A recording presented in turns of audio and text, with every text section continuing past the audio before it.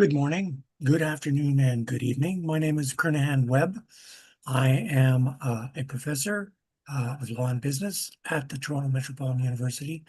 But more importantly, for the purposes of this session, I am the director of the Toronto Metropolitan University Institute for the Study of Corporate Social Responsibility.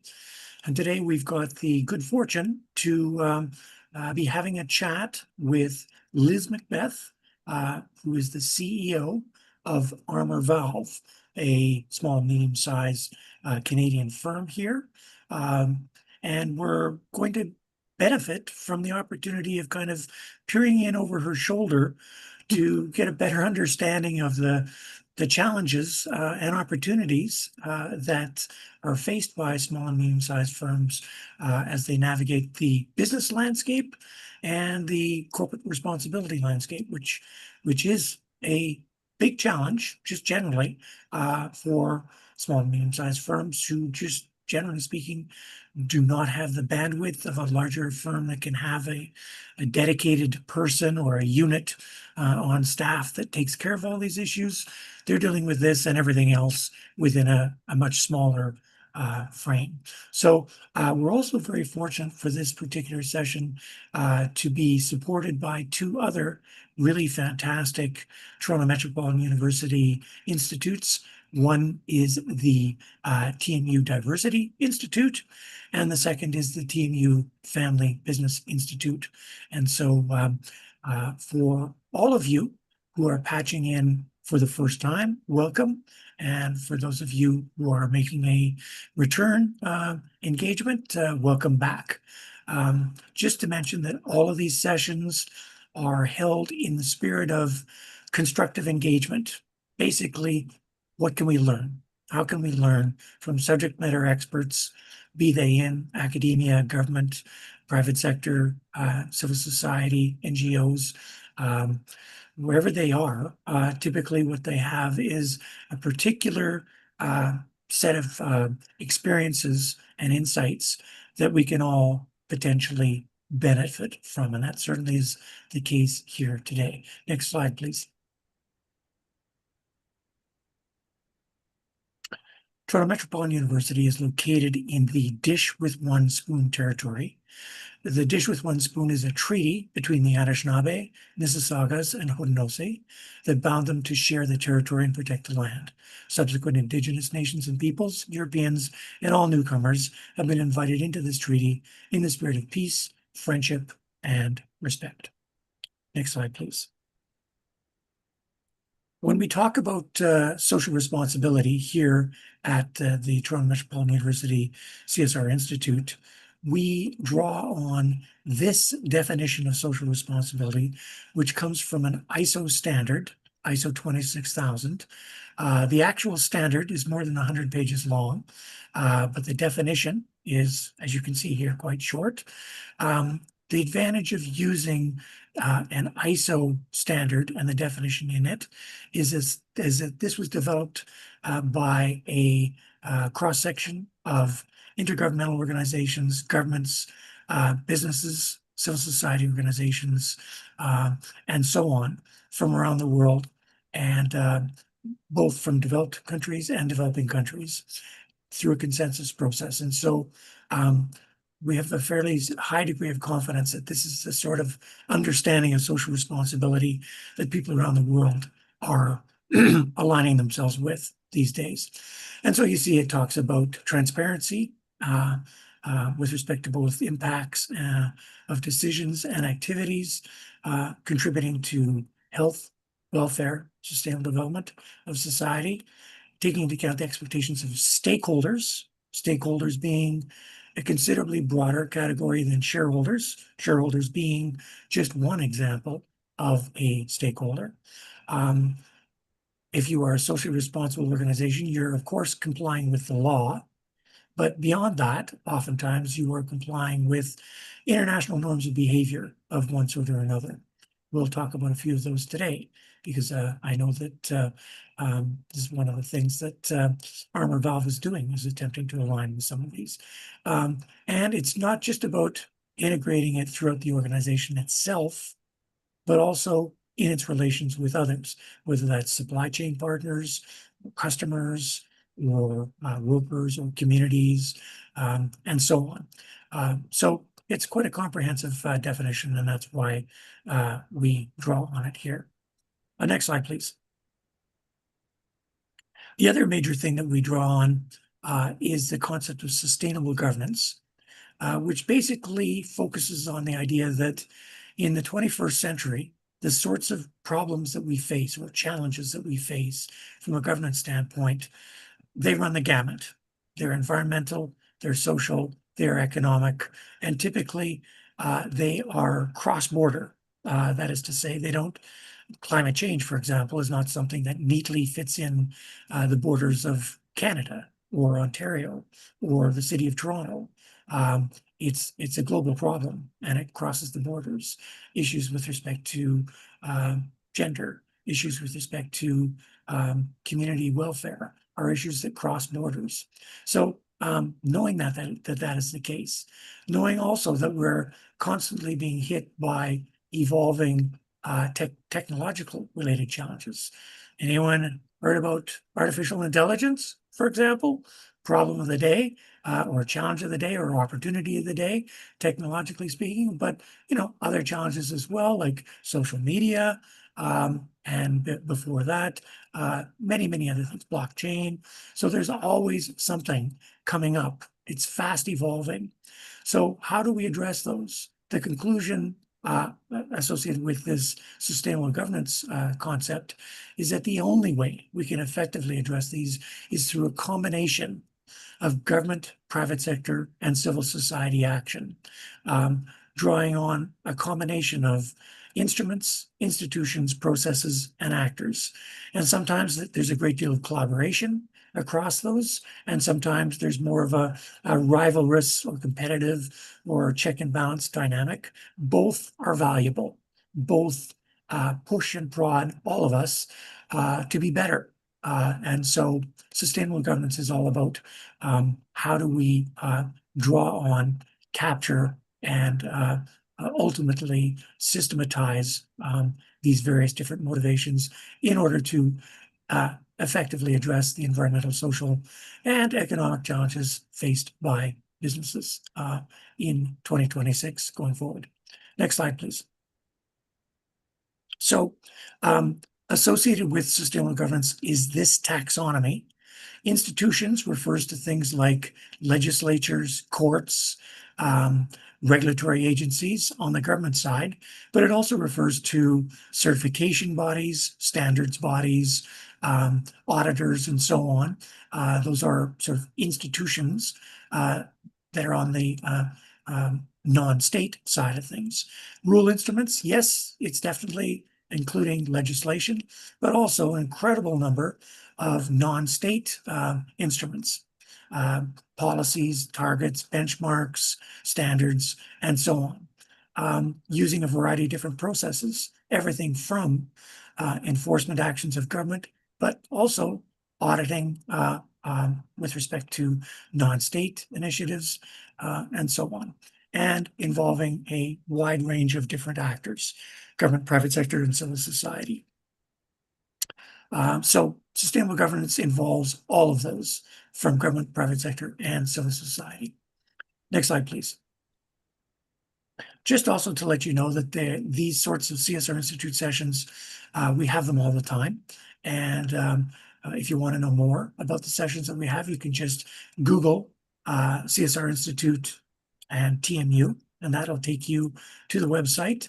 You'll see that we have a lot of these sessions. All of them are up on the website, and all of them are recorded, so you can click on them and catch up on any ones before now, and you can learn of ones that are coming up. And Toronto Metropolitan University is involved in a whole bunch of other things, and the red headlines here are just giving you a bit of a flavor of some of the things that Toronto Metropolitan University is doing in the area of corporate social responsibility. Next slide, please.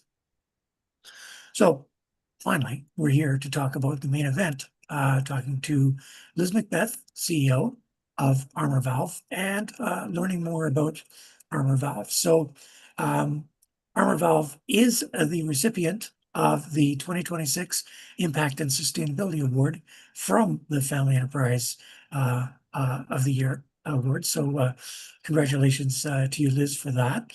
You can see the sorts of things that they do. We're going to get more elaboration on that in terms of specialized valves and so on. What exactly are we talking about? Liz will be helping us out in that regard. Armor Valve has got two facilities here in Canada. And so that's going to help us with the question of SME. Is it an S? Is it an M? So we'll learn more about that. And of course, yes, having to address issues of reliability, safety, and operational efficiency. Liz is the president and CEO of Armor Valve, but it is a family run business, and she is the second generation of that family. And so, again, super interesting angle to discuss is decision making in a family run business, multi-generational family run business. How do you do it? More specifically, how is Liz and Armor Valve doing it? And as you can see, Armor Valve's been on a bit of a journey here, formally redefining its corporate why, its purpose, you could say. So we'll talk about that journey, and then you can just see, and more generally, some of the things that Liz is passionate about, and the fact that the company is working towards net zero operations. And see, there's an example of one of those standards we were talking about, Liz, the Canada's Net Zero Challenge. It's a great example of one of those standards that exist out there. So next slide, please. Just to notice, we do have people patching in from around the world, different time zones, which is really remarkable. Tremendous props for those of you who are patching in at oddball times of the day and night. If you do have any questions or comments or observations, we often get some really good questions and observations. I would do my best to fold those in to the conversation as we have them. So just please email me with your questions and comments, and I'll do my best to fold them in, and we will take it from there. So, Liz, thank you for putting up with that opening bit, but it's done now, and we're in a position to move ahead. So, welcome.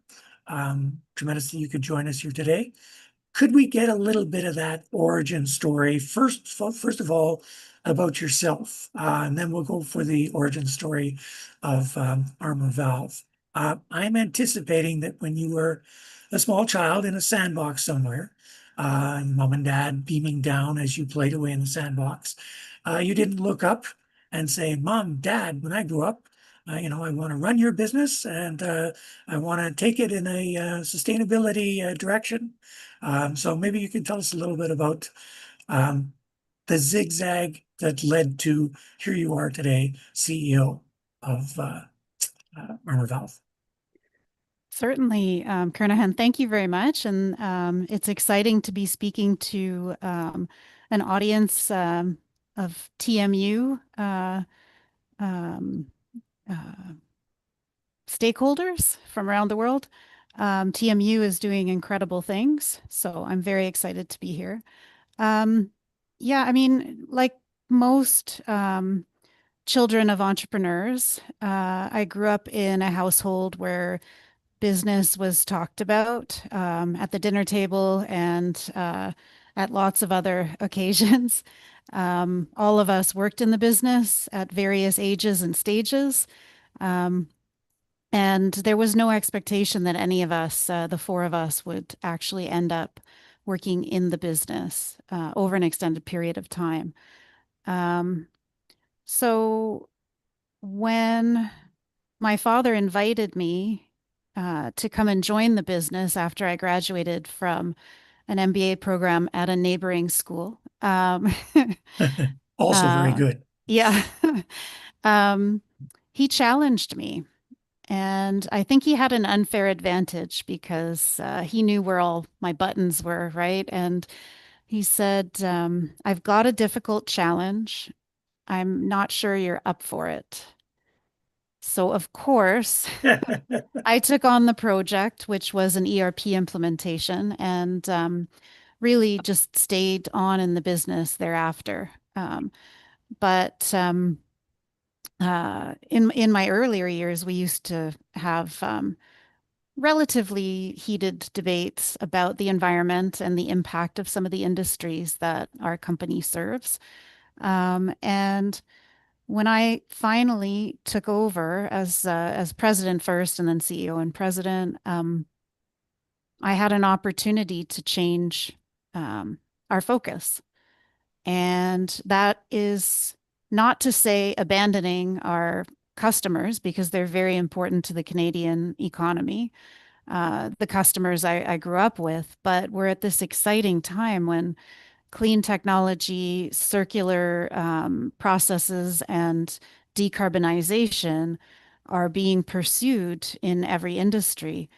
And so our pivot is more of a yes and, where we're going to make sure we support our existing clients who have kept the lights on and our homes warm and are still very important to us in Canada, and but also look to create space for ourselves in some of these emerging areas of industry where we feel the advantages we bring to one side of the business apply equally to these newer growing and emerging markets for us.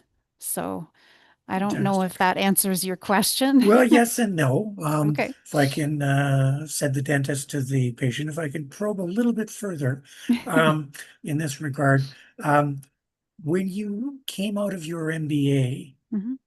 what were you sort of specializing in? What did you kind of think would be the fit for you? And did you work at all in that area before you came Yes. to? Yeah. So I worked as um, a marketing and strategic communications consultant for a good 9 or 10 years before graduating and then joining the family business. So I had experience working in San Francisco and moved back to Toronto with the same profession over a span of about a decade. And my interest and focus was on social enterprise, member-driven associations, um, and nonprofit. So I was a bit of an outlier in the MBA program as well, because that convergence of business and social mission really interested me. And at the time I did my MBA, CSR was the descriptor for what we're talking about. It Yeah, was just emerging at the time. So then it became ESG, and now we're talking about purpose. Um, but I would say that same tension between authentic practice and communication strategy, it still plays out. exactly. Well, it's nice that you were able to kind of transition then with that background and that experience from what you were doing outside of the firm to moving in with the firm and kind of bringing that with you, bringing your values with you. Uh, the valves were already there, but the Yes, the values. values. Well, the uh, values were there as well, Kernahan. I mean, my parents, like a lot of entrepreneurs, really had a clear purpose at the beginning, which was to sell the best product that they could, because worker safety is paramount. And they didn't want to see anybody else's family come to harm because of something our family business had sold.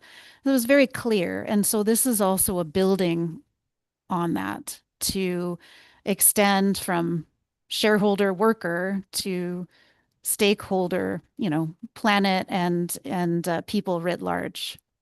but that's a really great point about um, family-owned businesses is that typically the owners, the original owners, originators of a particular company are in a position to whatever are their values become the values of the company. There's no kind of big transition that has to take place.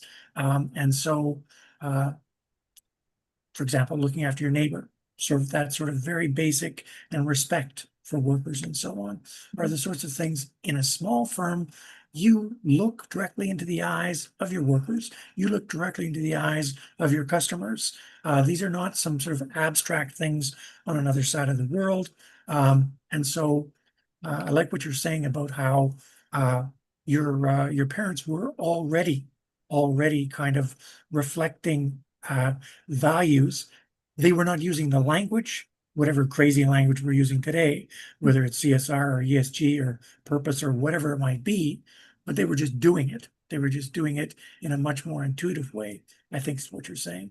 Then now everything is programmatic. We gotta have a program for that. There's got to be a rule for that, and so on and so forth. Is that your kind of perception as well? There was some intentionality to what they were doing as well. But yeah, I hear what you're saying. Everything is an operating system now, right? Yeah. Um, yeah, they were raising a young family and they had colleagues, coworkers who were also raising young families and um, making sure that we had a good reputation among the client base, but also making sure that people felt seen and valued, um, and that the needs of their families were respected. Because, ultimately at the end of the day, people's families come first, and a reasonable employer would recognize that. Yeah, that's a Yeah. good point. Well, speaking of family, before we move on to talking about exactly what does Armor Valve do, you mentioned you've got, I take it, three brothers and sisters. Are they, maybe I have that wrong, but I thought that's what you were saying. And if that is the case, are they in Armor Valve or are they outside of Armor Valve? Yeah, I have three brothers. They are not in the business, and they all pursued sort of different career paths. And two of them sort of left the Toronto area. So I'm not sure why I was selected and invited back. But I'm glad I accepted the challenge. And to the extent this is a family business, my dad and I are still involved together. And, thinking about the next transition, I have one son. So there, you talked about Vegas earlier in the conversation. That is, could be a challenge for us if, as we identify as a family business. But you're absolutely right. The decision making is values based. As much as we want to make a profit, it's not at any cost. Right. No, that's extremely interesting, and I know this, but perhaps everybody else doesn't know it. Um, your mom and your dad were Mm, working together as a team for Armor Valve for I take it like decades yes. together as well. So when we're talking family business, we're really talking family business here. Yeah, they were Um, partners. yeah. So I can see why at the kitchen table, there would be very little line between talking about business and talking about pass the peas or whatever the case might be. Absolutely. Well, There, maybe yes. we can now switch over to talking a little bit about the business itself in terms of what does it actually make? How does it Mhm. make it? And how did I guess your mom and your dad originally get into the valve business. Mm. Yeah. It was not a straight path. Um, I think, well, first of all, Armor Valve, what we make are sales and relationships. We sell valve and pipe and actuators and controls into some of Canada's largest industries, including energy in all its forms, pulp and paper, some mining, and municipal and campus district energy as well. And uh, so my father actually graduated from the Wharton School of Business and started off in finance, which he found was not a good fit for him. And Sounds familiar, eh? yeah, eventually found his way into valves. He's really knowledgeable about valves, guru status. Another topic we could cover is taking over from somebody who is Mm, that immersed in the space is very daunting. Um, but eventually found his calling in partnership with a couple of friends. And that was a different company that he then took over and rebranded as Armor Valve. And then at that point in time, my mother came into the business. okay. And when we're talking about these valves, um, I take it basically they play an extremely important role in the transmission of for example, fuels, Mhm. but other things as well.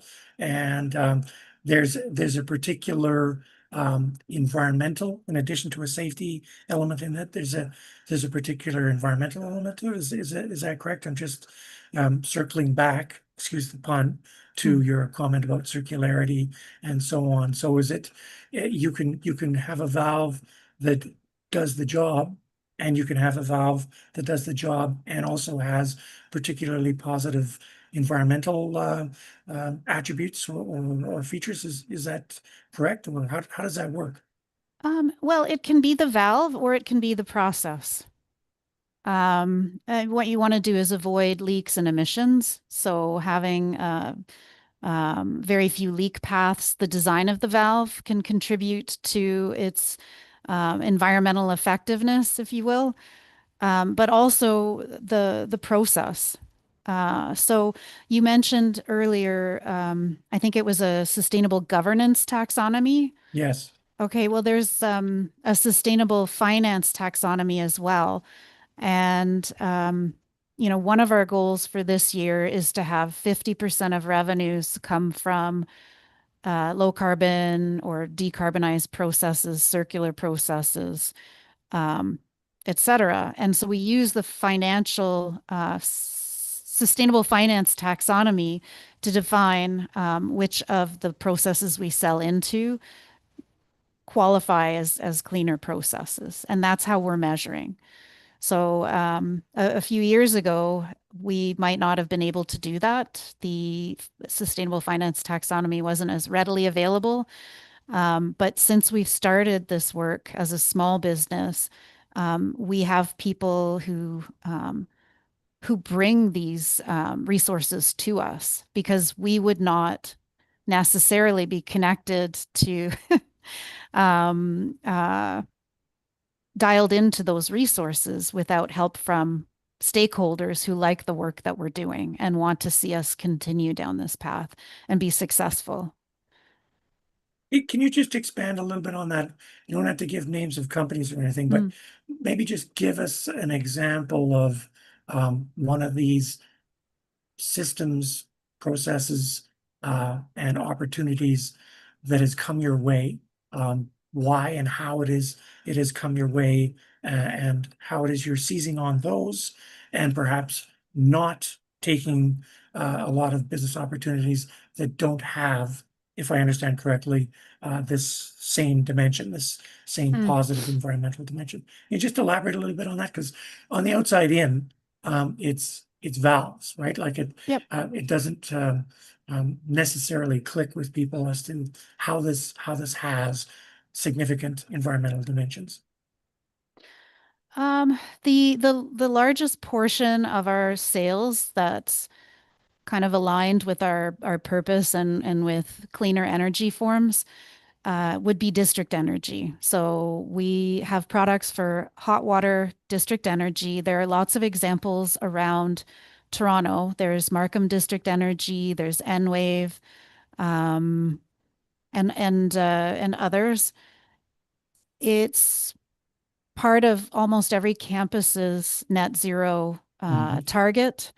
So you may well have be connected to like Regent Park District Energy.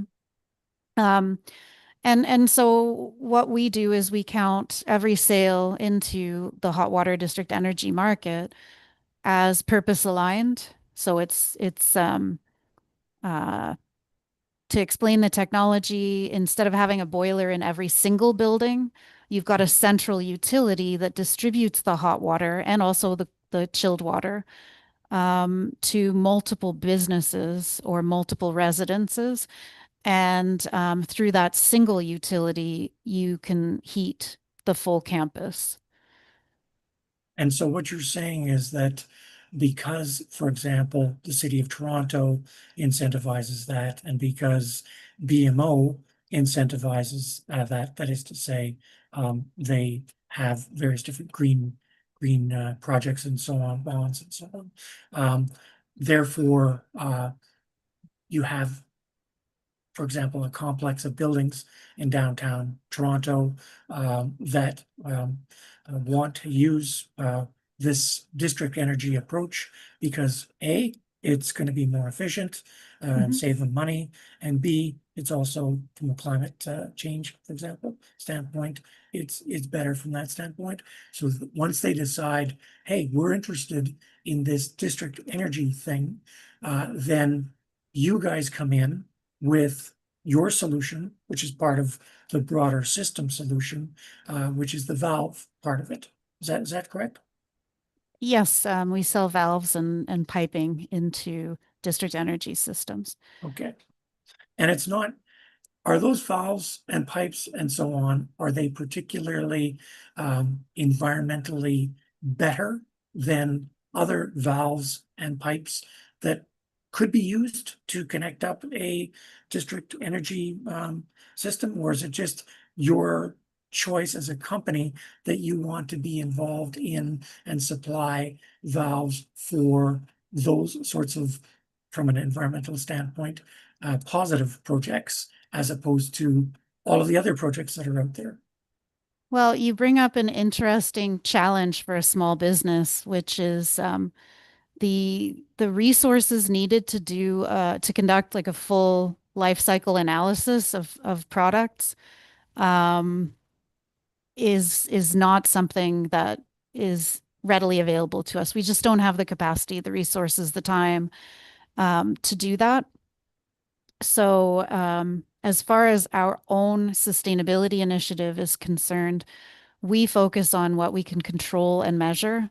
And we have chosen, because it's voluntary for us, to focus on those types of emissions, again, that we can control and measure, and eliminate guesswork from our scopes. It just, for us, that was where we had to uh, draw the line. Yeah, Um, and it's, I think, the emissions you can control and measure are at this point in time the ones that you should be focusing on as a small business. but if I can just make a sort of an analogy here, Mm. you could have someone selling boxes. Those boxes could be used for um, uh, taking stuff to food banks, or those boxes could be used as part of a bank robbery. Hmm. You choose to only sell your boxes to people who are using them as part of food banks, and you purposely choose to not sell your boxes to people. As I said, this is a crazy metaphor, right? Obviously you're not selling valves to anyone doing something horrible, but I'm just trying to get at the point. It's the same valve or it's the same box, but you're choosing to work with and be involved in systems and processes and projects and so on that are designed to have positive environmental impacts. We're Is that correct? actively seeking those opportunities out, Okay. and really looking for solutions that scale. There are kind of pilot projects and initiatives in lots of different industries, but we aren't seeing the scale, let's say, of our typical client base being Atura Power or Enbridge. That level of scale isn't out there. So in district energy, for instance, it's city by city, campus by campus, which is great. It's a growing market for us. But um, fuels like sustainable aviation fuel are not produced at scale in the same way that conventional fuels are produced. So we're paying attention to the landscape and the trends, and pursuing growth opportunities where our products are a strong fit in those circular and low carbon areas of business. Okay, and so the measurement angle, can you just expand a little bit on that? You're choosing the ones where there's a measurable component. So are you suggesting that you can attribute a measurable improvement, for example, from a climate change standpoint, because with the valves that you are supplying, there's less leakage and less in that. I'm guessing here on Hmm. the outside looking in. So can you explain a little bit more on that front? I, I wouldn't frame it that way. The product that we sell um, either is built to last or built to be repaired. So from that standpoint, if you think about all the R's, Yeah. it is more environment or less environmentally harmful, let's say. Okay. You use less material. Uh, you are going in to repair it less. In the situation where piping and infrastructure is buried, it's often not practical to get in and fix a leak. You want to set and forget it over an extended period of time, like 30 to 50 years. So it's more our product fits in with the kind of repair, recycle, because the metal gets recycled at the end of life. Um, and the fact that it lasts a very long time when it's built well. Are some of them more repairable than others? For example, you could get two different valves that would Mhm. do exactly the same thing. One of them, if something goes wrong, it's easier to repair that, where the other one, you just have to throw it out because it's not repairable if something goes wrong Absolutely. with it. So that's Absolutely. okay. Okay. Good. Okay. Now I'm getting it. Um, it sounds very much like you must be part of a broader sort of package that when you put that entire package together, um, the valves are an extremely important part of it, but you'd be working with a number of other partners that together create, for example, the district heating system. So you must be, for example, um, regularly working with the same people because you've discovered these are people who understand for example, the environmental implications and appreciate the value of long-lasting equipment and so on. And so you work with them, they work with you, they seek you out, you seek them out. But typically, any particular project would involve multiple different actors that ultimately come together to create that system. Is that correct? Absolutely. There would be an engineering firm, an end user, obviously.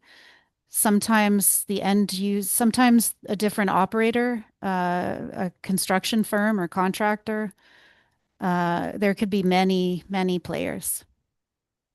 And ultimately, if there is someone at the top pressing, for example, a property owner, property manager owner who's got six big buildings in downtown Toronto in more or less the same area, they would be getting pressure from, for example, a bank to do it in a environmentally sustainable way. And so they would in turn, that would kind of trigger um, ultimately people like yourself, businesses such as yourself, products such as the products that you are involved in to be used so that they can ultimately claim back to the bank, here's what we're doing, which has a positive contribution. And your job is to calculate the particular positive environmental benefits. I say your job, one of your jobs in terms of making the case for why armor valves are the sorts of valves that should be used in the project. One of your jobs is to be able to say, we can estimate the particular positive environmental implications that flow, excuse the pun, from using your valves over another set of valves, for example. Is that correct? We would work with our manufacturers. Our manufacturers are responsible for, I guess, disclosing the benefits of the product, and any of the different entities involved in a project, they'll have different concerns. Some are concerned about reliability and longevity. Others are concerned primarily about price. Um, and some will be concerned about the sustainable uh, uh, benefits of the installation. Okay. Is there any existing certification um, process out there that could attach specifically to the valves? So you could say, we've got the build or the green seal or the fill in the Mm. blanks, right? Uh, for valves as part of and pipes as part of a broader set of things that are all involved in environmentally positive projects of the sort that you're involved in, or it doesn't exist at this point, or yeah. I'm not aware of anything along those lines, but certainly in valves there are leakage classes that define how much or how little certain valves can leak. In the sustainable fuel space, hydrogen is the real kind of problematic media because it is so small and causes embrittlement in metal. So, just to give you an example of a certification, one of our partners out of Germany um, has had their product tested at 100% hydrogen flowing through the valve over many, many cycles. And it has been certified 100% or, yeah, 100% hydrogen ready or hydrogen ready at 100%. So, there definitely are an abundance of standards around valves, leakage classes, etc. But for some of the newer processes that are being piloted and are emerging, there aren't specific standards as of yet. Okay.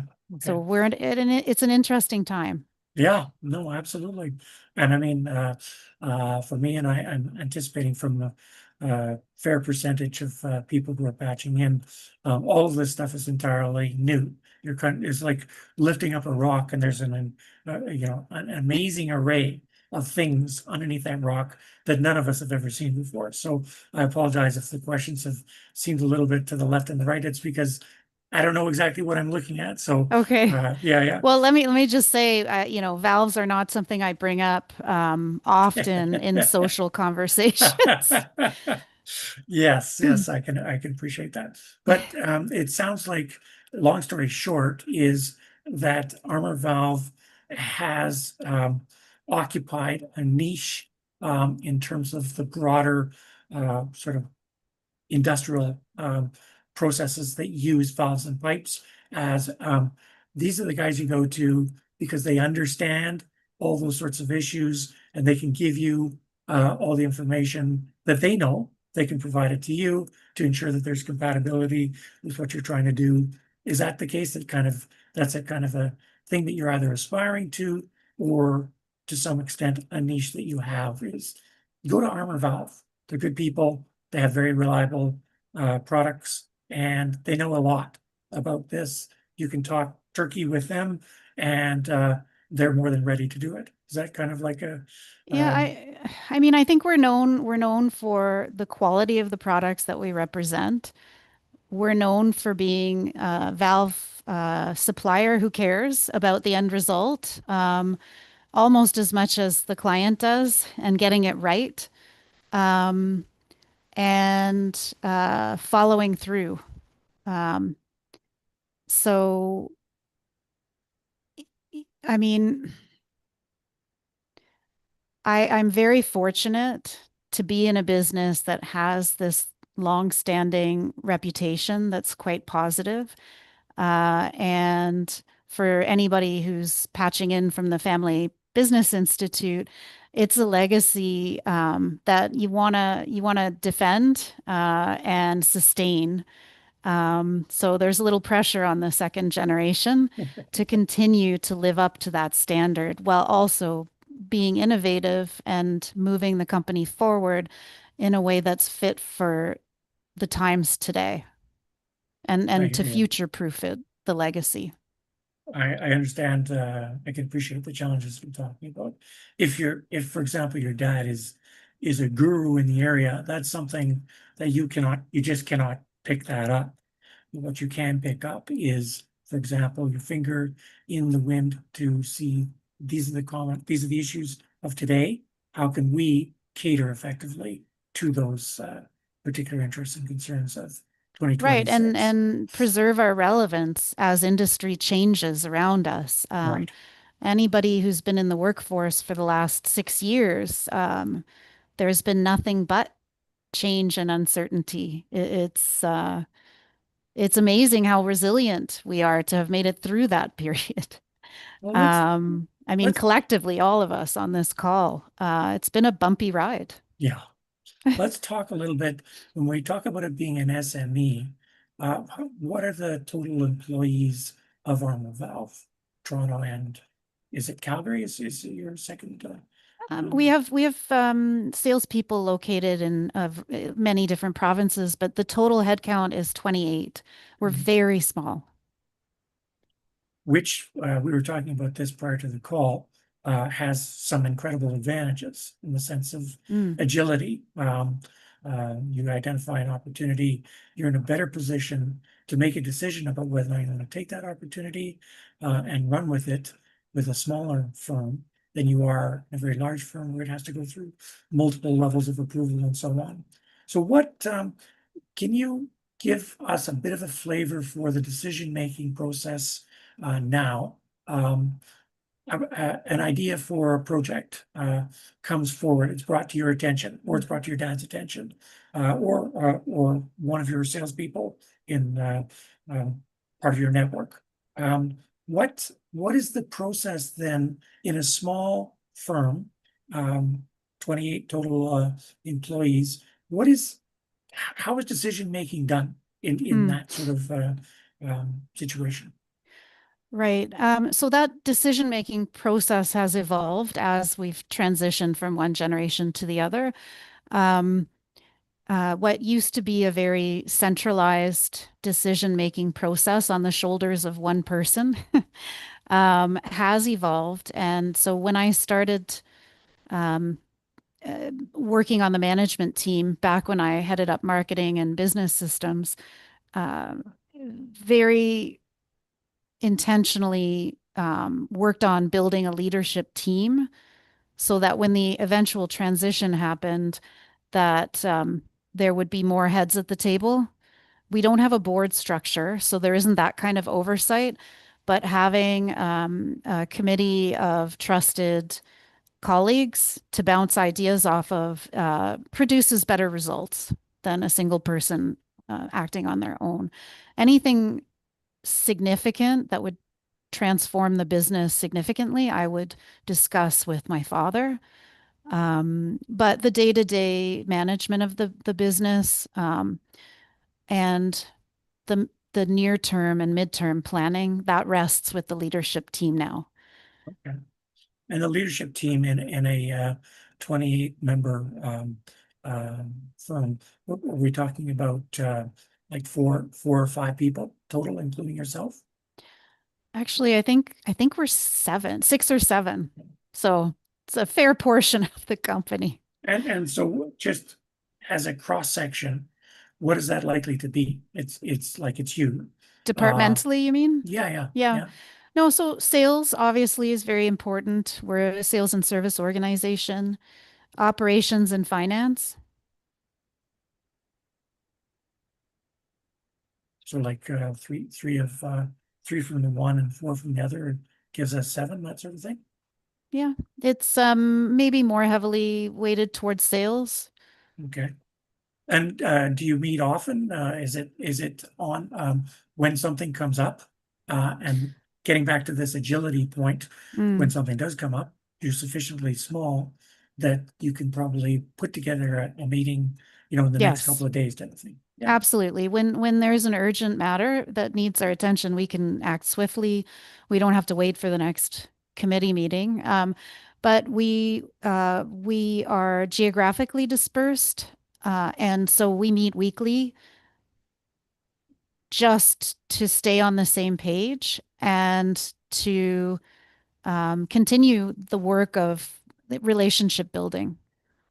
Because the danger of remote work is that you can end up in silos. And so we want to make sure the management team is always on the same page. So we have weekly pulse meetings, quarterly topic specific meetings, and then ad hoc meetings if there is an urgent issue that comes up. excellent. Looking at some other firms, small, medium, and large, that I've been involved in.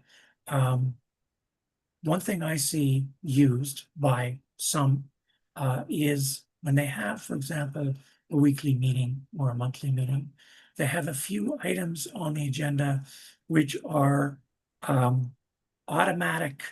We have to cover this one, and if we didn't cover it, we might not remember how important it is. But because it's one of the first things we must cover, um, there's an accountability that Mhm. flows from that, that keeps all of us and the firm itself in line, including on environmental or social issues. This is in the experiences that I've had working with different companies. Is there anything like that? Do you actually have sort of some set items in the agenda which are ways of ensuring that you do cover off, for example, sustainability dimensions, or is that handled more on an ad hoc basis? When there is an issue, we handle it.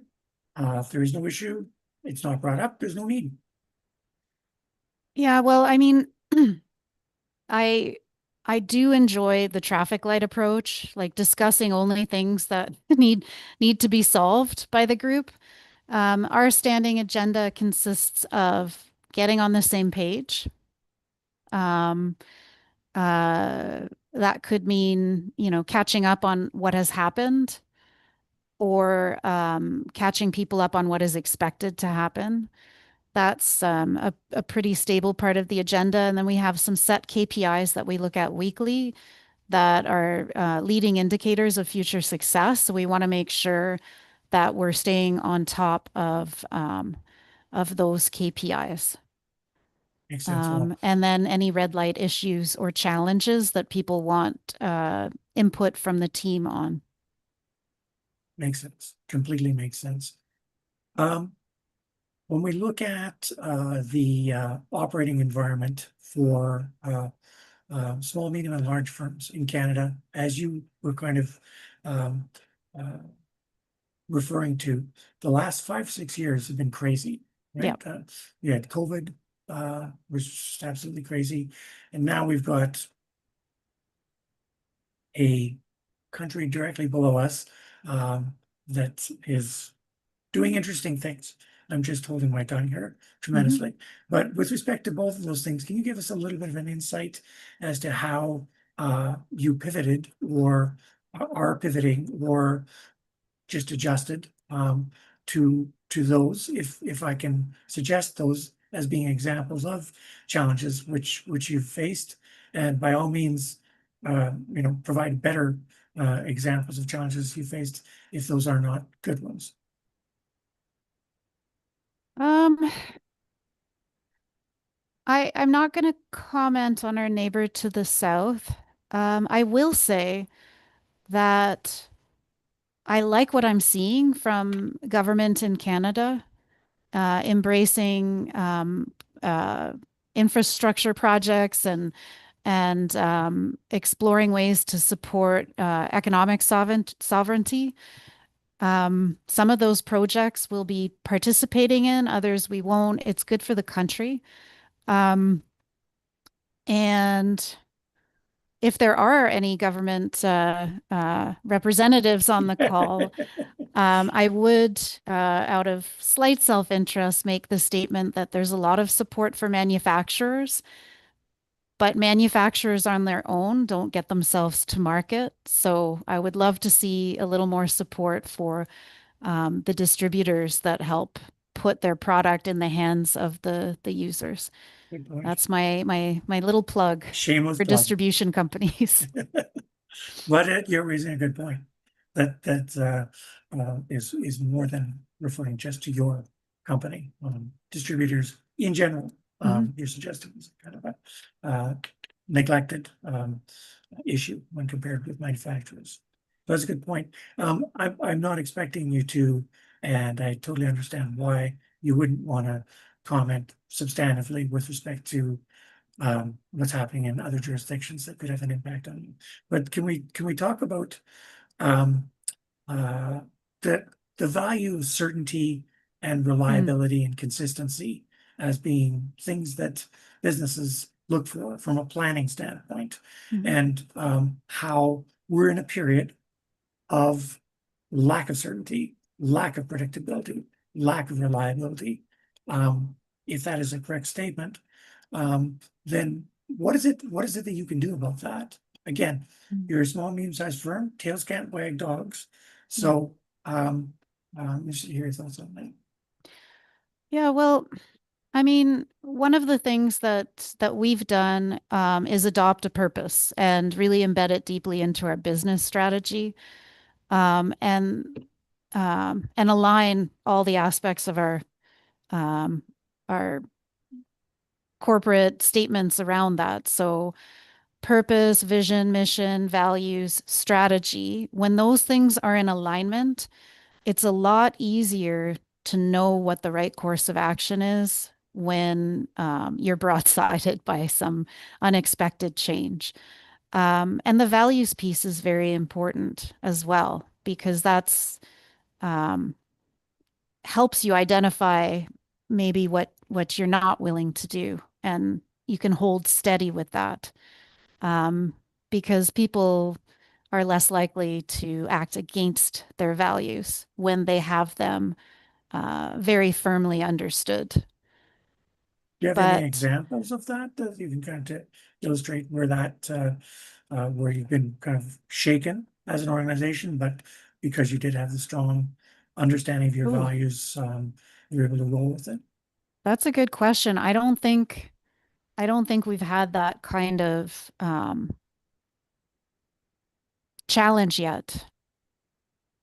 Well, We're may I suggest that maybe you have, oh you're not recognizing it, and might be COVID.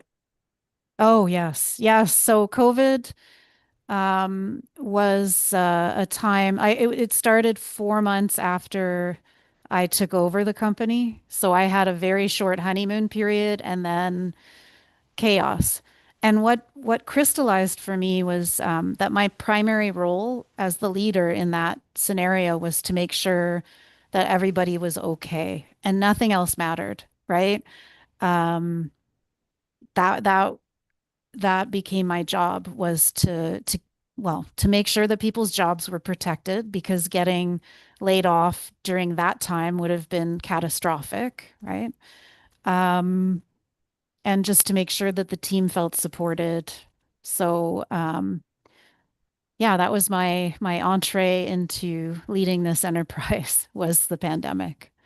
I wonder whether or not, in a way, that might not have been a bad thing from standpoint of change management, in the sense of Mm, you came in and you demonstrated through your words and more importantly, your actions on a day-to-day basis, your values, and those values were, and the values of the company, which were, is everybody okay? Mm, That might very well, I may see your thoughts on this, might very well have cemented things with all of your staff everywhere is knowing Liz came through for us, mm. during that period, and therefore we're going to come through for her type of thing. You think that might be at all kind of at play I'll there? ask them. Okay, fair enough. But There's only yeah, 28. I can find that's out. true. That's true. That's true. And they all I have to be on the call. So let me just right, check. No, exactly. I'm kidding. I'm kidding. I wouldn't be surprised, but I think um those kind of human needs to be heard and seen and feel like you belong and that somebody has your back, that your team has your back, those are um that's how you create a positive work environment. Yeah, understood. Yeah. Well, I um I have elsewhere described different types of pivots that took place during COVID. Pivots, PIVOTs. You can have a shallow pivot, and a shallow pivot is you had to adjust during the time of COVID, and then you went back to the way you were Mm-hmm. before. You can have a um, major pivot, which is you changed some things as a result of that, and you haven't gone back as a Mm-hmm. result of that. Some of those things you've kept going to this day. They didn't just, when COVID went away, you went back to exactly the way you were before. And then there's transformative pivots. Mm. Transformative pivots are where you actually made some major directional changes for the organization. Would you say that with respect to COVID, where would you say that Armor Valve was at as a result of COVID? Was it just a shallow pivot?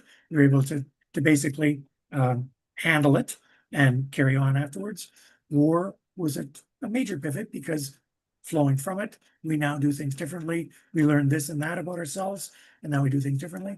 Or would you say it's in the transformative category? I I sense that it's transformative. Really? Um, that would be my sense. And I mean, part of it is that things have never gone back to normal. I think, looking back every year since 2020, there's been one, maybe two international crises that businesses have had um, to weather. And that sort of volatility doesn't seem to be leaving us anytime soon. Right. So, what you say about a shallow pivot, major transformative, it reminds me of anti-fragile and the idea that resilience means you go back to the way you were, and anti-fragile means you're changed permanently from the experience. Yeah, I think we were changed permanently. Yeah. Let me give you an example of a transformative pivot from outside of your area. Uh, let's say, for example, you have a retail food establishment, a Mm-hmm. restaurant, and COVID hits. And during COVID, they basically end up ultimately closing down for COVID, the direct service restaurant, sit down restaurant. They close it down. After COVID ends, they decide, you know what? We're just going to be now a pickup and delivery um, food joint. So we're going to sell off our retail space on a major street. So because we don't need it anymore. Now we operate out of a back alley somewhere because it's all just about can we provide the food? And we can do that without all of the expense associated with being in a high rent district and having waiters and all that sort of stuff. So that'd be an example of a transformative pivot. They literally changed their business model. Model. Yeah. Yeah. So if I gave that as an example, would you Mhm. say that you changed your business model? We very intentionally adopted a quadruple bottom line business model and are in the process of implementing it. So the purpose is one quadrant, and then we have people, planet, and prosperity. So the idea there, and we're talking about responsible business, because we're talking with the CSR Institute. Um, the idea is to make sure that in all spheres that we're doing what's reasonable for a small business to do to create positive impact. So, of course, we want to be profitable, but beyond that, we want to make sure that our people can prosper, that our communities can prosper, that our clients and suppliers can prosper, all the stakeholders. As employers, we want to make sure that people feel valued and seen and heard, and that they have access to great training and upskilling, because that right now is it's going to be an ongoing part of running a business, is to make sure that your staff continues to learn and upskill. And then for the environment, obviously, that's part of our purpose as well. But we try to find something to address each of the SDGs as they relate to people, planet, and prosperity. Excellent. Um, I know that you're working towards diamond tier status for Canada Net Zero, for the Canada Net Zero Challenge. Can you tell us a little bit about that? Yeah, Yeah, certainly. So the Net Zero Challenge has recently changed how they name their tiers. So the first time we reported, I think, was in 2024, and we achieved Diamond tier, which was the highest level at that time. And we resubmitted our GHG report in 2025 and received Gold tier status, which is the new highest level. And basically, it's because of our ambition, not because of our results. But we are making progress towards our goals. And as far as net zero is concerned, we're aiming for 2040. And our next big milestone is to get to 40% reduction by 2030. So that's what we're fantastic. working towards. Yeah.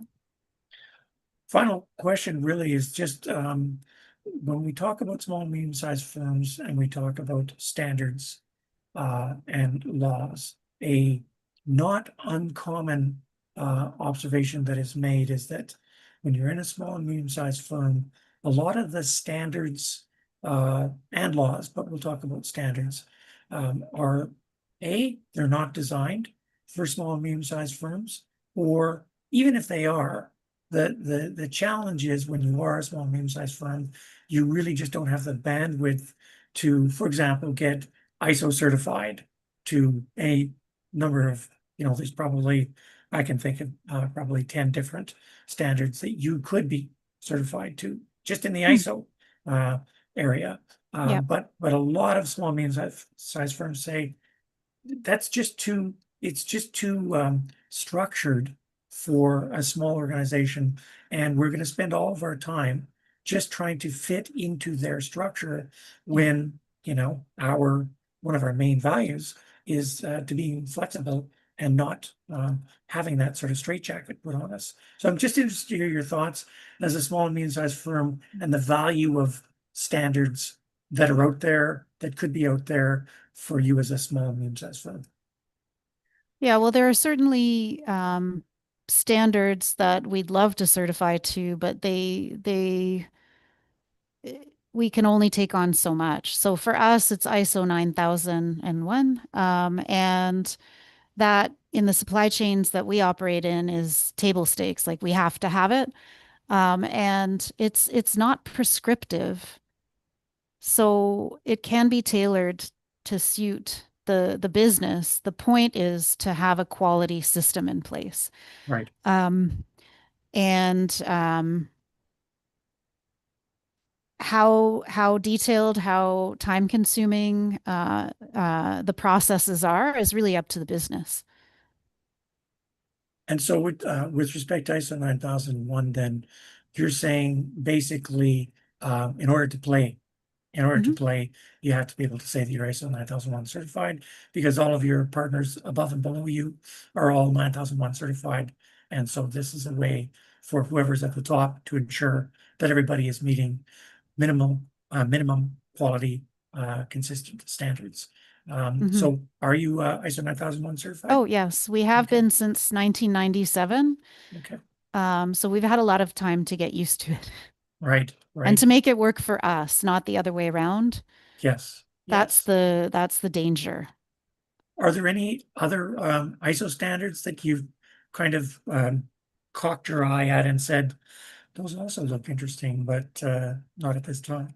Like maybe 14,001 Yeah, or one of the that's what I ones was in gonna there. say. Yeah. Although I do think it's overkill for us because we're not like a full scale manufacturer, and so our energy usage, et cetera, it's all Uh, not that high. right.